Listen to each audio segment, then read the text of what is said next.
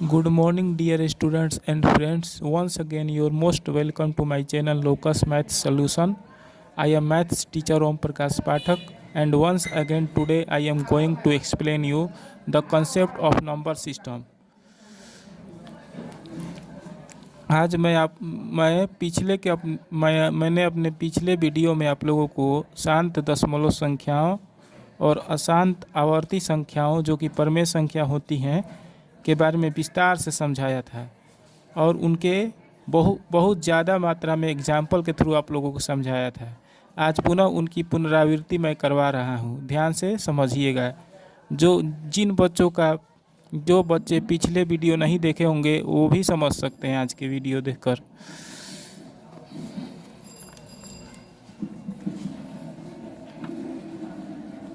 मैंने आप लोगों को पढ़ाया था अशांत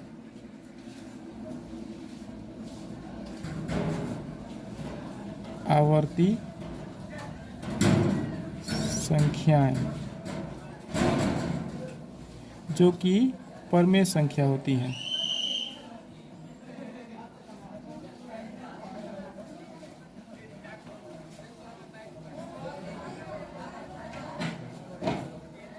सारी अशांत आवर्ती संख्याएं परमेय संख्या भी होती हैं क्योंकि इनको P/Q के फॉर्म में चेंज किया जा सकता है जहां Q 0 के बराबर नहीं होता है। इसका कुछ एग्जाम्पल देखिए।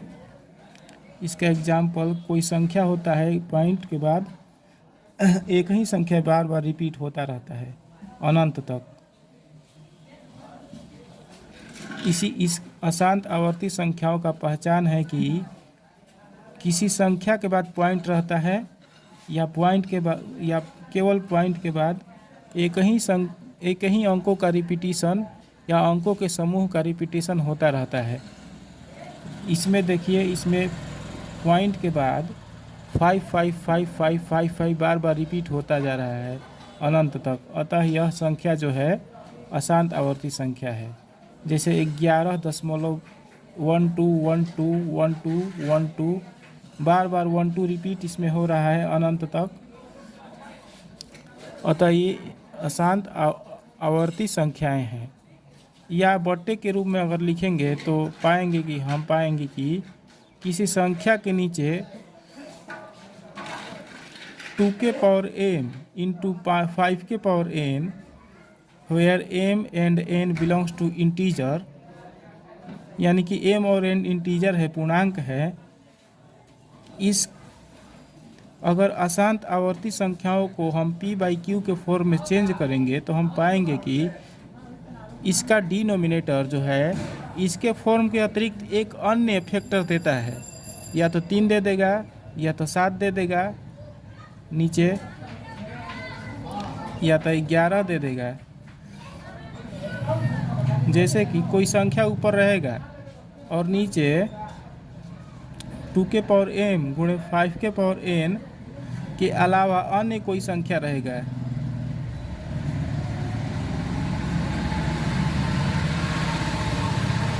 या तो इसका फैक्टर में 3 रहेगा, या तो 11 रहेगा, या तो 7 रहेगा, या तो 9 रहेगा, या तो 7 गुणे 11 रहेगा। इस प्रकार रहेगा। अब मैं पुनः शांत दशमलव संख्याओं के बारे में पुनरावृत्ति करवा दे रहा हूँ।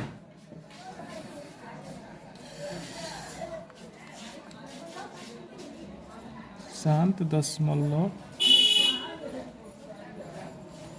संख्याएं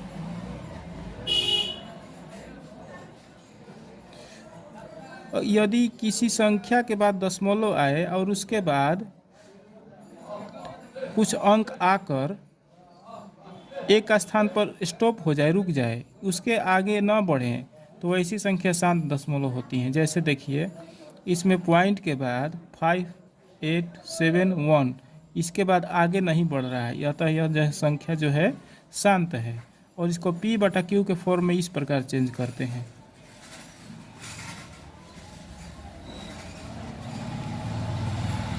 पॉइंट हटा देते हैं तो पॉइंट के बाद कितना अंक है, 1 2 3 4 अंक है। 1 लिख कर 4 0 लिख देते हैं। अर्थात यह संख्या जो होती है जितनी शांत दशमलव संख्याएं होती हैं वे सभी परमेय संख्या होती है, क्योंकि हम अभी इनको चेंज करके देख लिए P/Q में परमेय संख्या होती है। कहने का तात्पर्य यह है कि परमेय संख्या 2 प्रकार की होती है। एक पहला प्रकार अशांत आवर्ती संख्याएं जिनको भी P/Q के फॉर्म में चेंज किया जा सकता है। दूसरा प्रकार शांत दशमलव संख्याएं जिनको भी P/Q के फॉर्म में चेंज किया जा सकता है। शांत दशमलव संख्याओं का हर 2 के पावर m इंटू 5 के पावर n, जहाँ n बिलोंग्स टू इंटीजर के फॉर्म में बदला जा सकता है, फॉर्म का होता है। अगर जैसे देखिए 5.5, इसको यदि हम P/Q के रूप में लिखेंगे तो 55/10 हो जाएगा, जो कि हम इस प्रकार लिख सकते हैं 55/2 इंटू 5।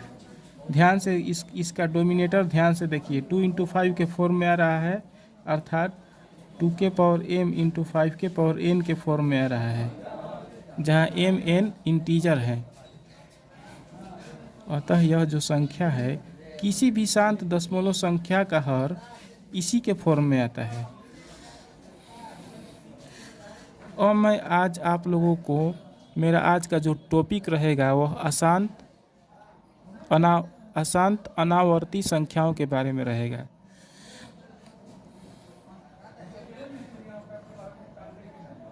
अशांत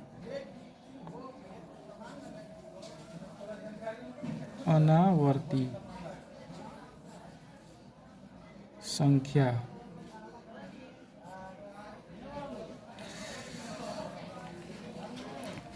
एक बात आप समझ लीजिए कि जितनी अशांत अनावर्ती संख्याएं होती हैं वे सारी की सारी अपरमेय संख्या इरेशनल नंबर्स होती हैं, क्योंकि इनको हम P/Q के फॉर्म में चेंज नहीं कर सकते हैं। फिर से, जितनी अशांत अनावर्ती संख्याएं होती हैं वे सभी अपरमेय संख्या होती हैं, क्योंकि इनको हम कभी भी P/Q के फॉर्म में P/Q के फॉर्म में चेंज नहीं कर सकते हैं। इनके कुछ एग्जाम्पल्स द्वारा समझिए।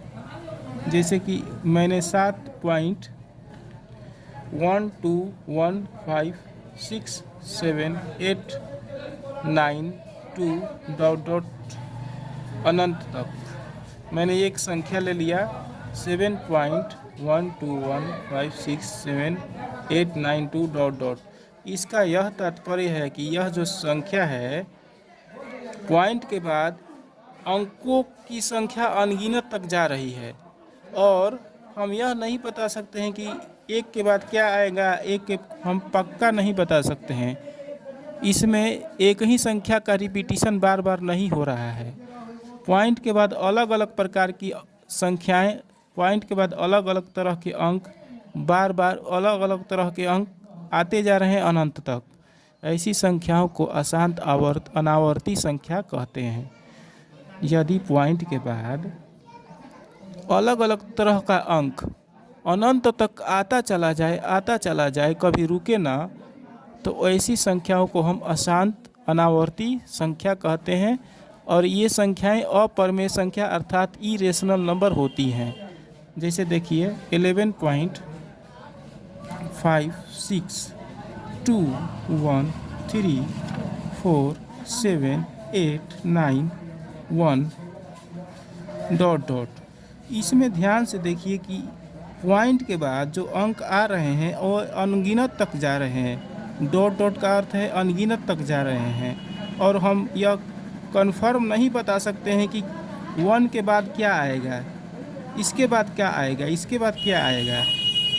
अर्थात पॉइंट के बाद अलग अलग तरह की संख्याएं आती जा रही हैं अनंत तक। इस प्रकार की संख्याओं को हम अशांत अनावर्ती संख्याएं कहते हैं, क्योंकि इनको हम P/Q के फॉर्म में कभी चेंज नहीं कर सकते हैं। अतः जो अशांत अशांत अनावर्ती संख्या होती हैं वे सारी की सारी अपरिमेय संख्या होती है।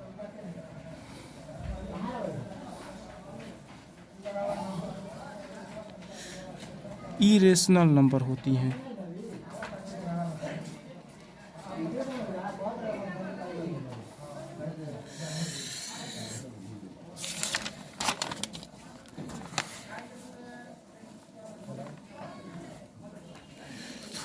नोट में गौर से देखिए कि बहुत ही इम्पोर्टेंट नोट है।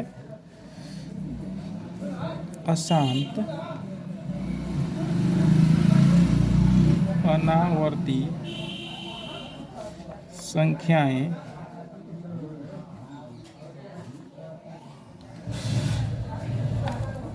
अशांत अनावर्ती संख्याएं अपरिमेय संख्या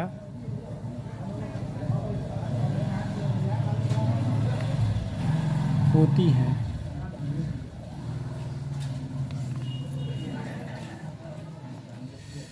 क्योंकि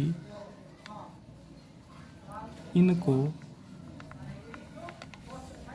हम P/Q के फॉर्म में चेंज नहीं कर सकते हैं। ठीक, अगला नोट देखिए। अशांत अनावर्ती संख्याएं अर्थात अपरिमेय संख्याओं का हर कभी भी 2m × 5n के रूप में नहीं आ सकता है पूरा का पूरा।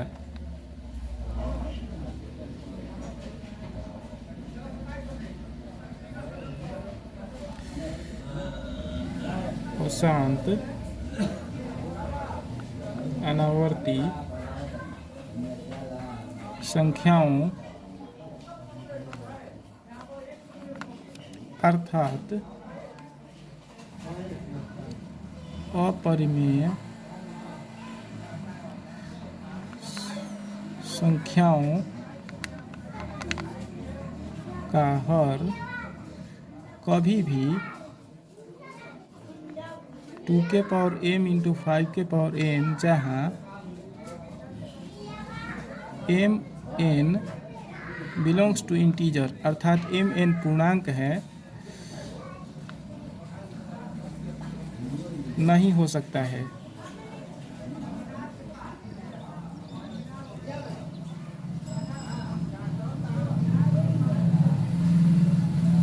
अशांत अनावर्ती संख्याओं अर्थात अपरिमेय संख्याओं का हर कभी भी 2m × 5n जहाँ m और n इंटीजर है नहीं हो सकती है।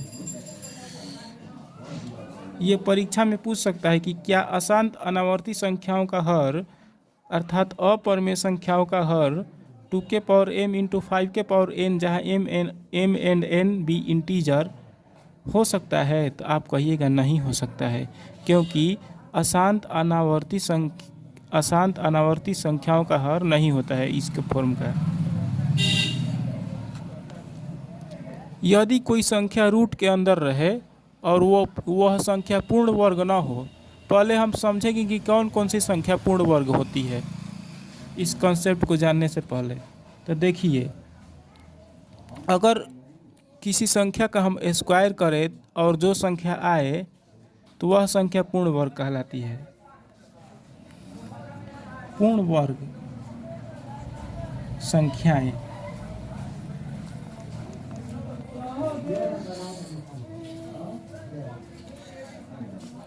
कंप्लीट स्क्वायर, इसको इंग्लिश में कहेंगे कंप्लीट स्क्वायर नंबर्स। पूर्ण वर्ग संख्याएं that is complete square numbers. इन संख्याओं के बारे में समझेंगे विस्तार से। मान लीजिए कि मैंने 1 ले लिया और एक का पावर 2 ले लिया, तो इसको हम लिखेंगे 1 × 1 अर्थात 1। यह जो संख्या है कंप्लीट स्क्वायर अर्थात पूर्ण वर्ग संख्या है। पूर्ण वर्ग संख्या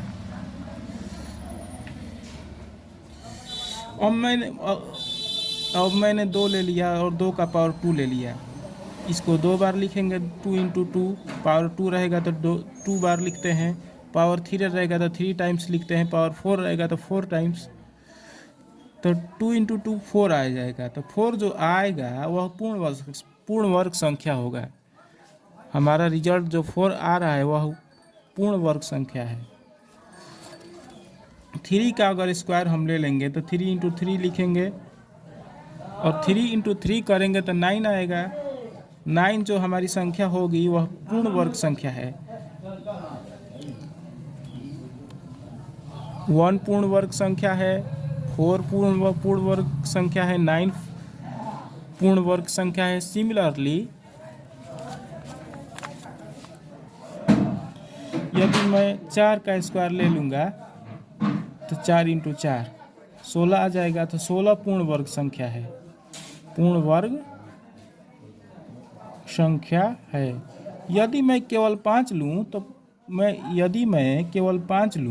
तो 5 पूर्ण वर्ग संख्या नहीं है, क्योंकि इसको संख्या इंटू संख्या के फॉर्म में नहीं लिखा जा सकता है।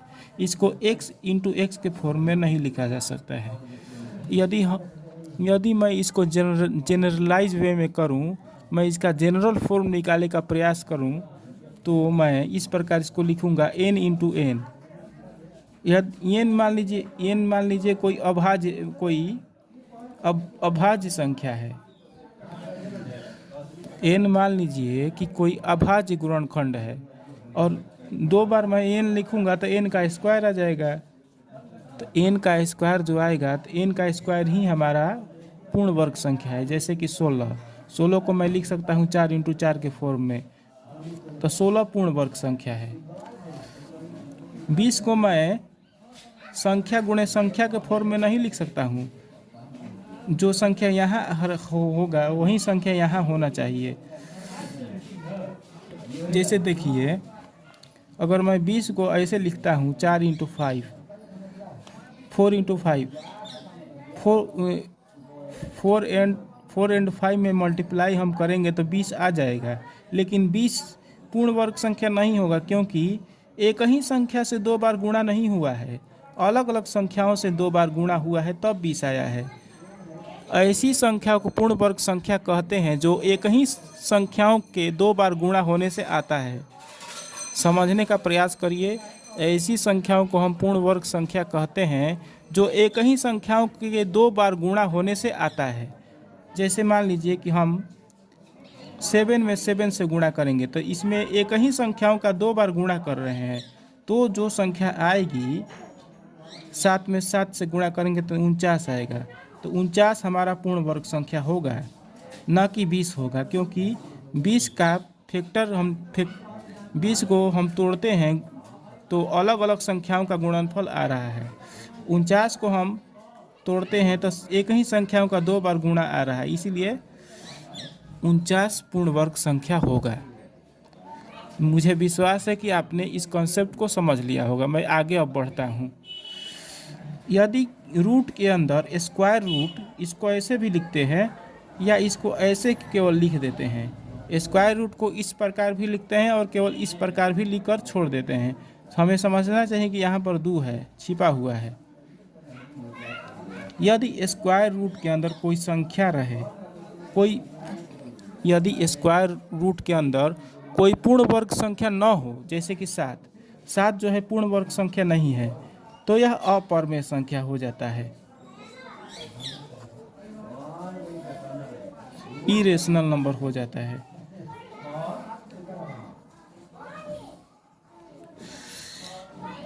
जैसे मान लीजिए मैं 5 ले लेता हूं, तो 5 हमारा पूर्ण वर्ग संख्या नहीं है। 5 जो है पूर्ण वर्ग संख्या नहीं है, लेकिन यह रूट के अंदर अगर मैं ले लेता हूं 5 को, तो ये जो रूट 5 हो जाएगा यह अपरिमेय संख्या हो जाएगा। यदि मैं रूट के अंदर 3 ले लेता हूँ तो 3 हमारा पूर्ण वर्ग संख्या नहीं है। 3 का वर्गमूल नहीं निकल पाएगा पूरा, क्योंकि 3 पूर्ण वर्ग संख्या नहीं है। तो जो रूट 3 जो हमारा होगा यह अपरिमेय संख्या होगा। अर्थात रूट 3 चूँकि अपरिमेय संख्या अनावर्ती संख्याएं भी होती हैं, और इसलिए √3 जो हमारा होगा अपरमेय संख्या होगा, साथ साथ अशांत अनावर्ती संख्या भी होगा, क्योंकि मैंने पहले ही इसके बारे में आपको विस्तार से समझा दिया है। अब देखिए, अगर मैं √16 लेता हूँ तो चूंकि 16 जो है पूर्ण वर्ग संख्या है, 16 का वर्गमूल निकल जाता है 4, तो जिसका वर्गमूल निकल जाएगा वह अपरमेय संख्या नहीं होगा, वह परमेय संख्या होगा। तो √16 जो हमारा है वह अपरमेय संख्या नहीं है, वह परमेय संख्या है। यहाँ ध्यान देने की बात है। अगर मैं 25 लेता हूँ तो 25 का 5, √25 अपरमेय संख्या नहीं है, अर्थात √25 अशांत अनावर्ती संख्या नहीं है।